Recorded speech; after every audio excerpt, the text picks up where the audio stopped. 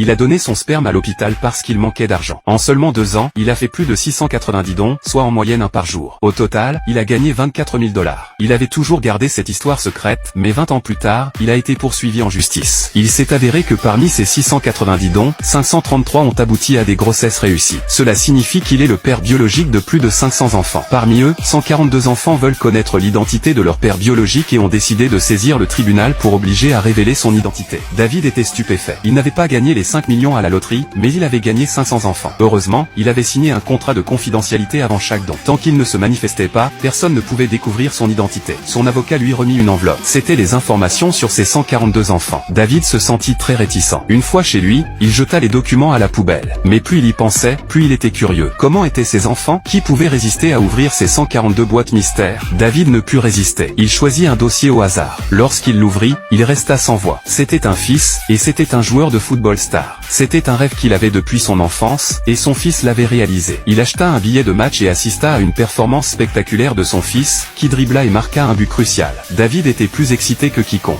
Il se rendit compte que ses gènes étaient vraiment exceptionnels. La question était, allait-il enfin révéler son identité à ses enfants?